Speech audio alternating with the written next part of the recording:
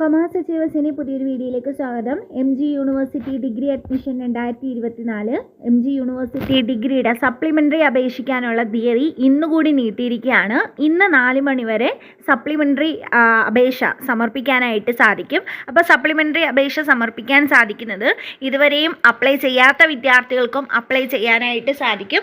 അതുപോലെ തന്നെ അപ്ലൈ ചെയ്ത് ഏതെങ്കിലും കോളേജിൽ അഡ്മിഷൻ എടുത്ത വിദ്യാർത്ഥികൾക്കും ഈ ഒരു അലോട്ട്മെൻറ്റിൽ വേണ്ടി കൊടുക്കാനായിട്ട് സാധിക്കും. അതുപോലെ തന്നെ അഡ്മിഷൻ കിട്ടിയിട്ട് അഡ്മിഷൻ കോളേജിൽ പോയി നേരിട്ട് അഡ്മിഷൻ എടുക്കാത്തവർക്കും ഈ ഒരു അലോട്ട്മെൻറ്റിന് വേണ്ടി കൊടുക്കാനായിട്ട് സാധിക്കും.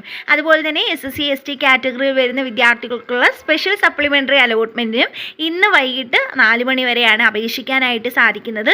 എല്ലാ വിദ്യാർത്ഥികളും അപേക്ഷ സമർപ്പിക്കാനായിട്ട് ശ്രമിക്കുക. അതുപോലെ തന്നെ MG യൂണിവേഴ്സിറ്റിയുടെ കമ്മ്യൂണിറ്റി കോട്ട അപ്ലൈ ചെയ്യാനുള്ള അവസരവും ഇന്ന് വൈകിട്ട് 4 മണി വരെയാണ് കൊടുത്തിരിക്കുന്നത്. അപ്പോൾ യൂണിവേഴ്സിറ്റിയുടെ സൈറ്റിലെ ലിങ്ക് ഡിസ്ക്രിപ്ഷൻ ബോക്സിൽ കൊടുക്കാം. ലിങ്കിൽ ക്ലിക്ക് ചെയ്ത് നിങ്ങൾക്ക് തന്നെ പുതിയ ഓപ്ഷൻസ് ആഡ് ചെയ്യാനായിട്ട് സാധിക്കും.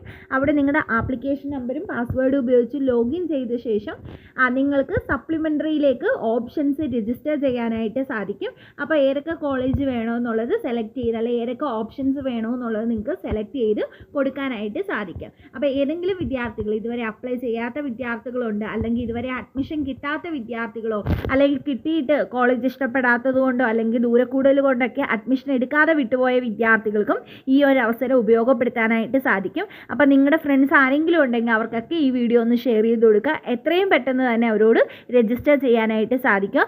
സമയം ഇന്ന് വൈകിട്ട് 4 മണി വരെയാണ്. അതിനുശേഷമായിരിക്കും ഫസ്റ്റ് സപ്ലിമെൻ്ററി അലോട്ട്മെൻറ്റ് പബ്ലിഷ് ചെയ്യുന്നത്. അപ്പോൾ നെക്സ്റ്റ് വീഡിയോയിൽ കാണാം. താങ്ക്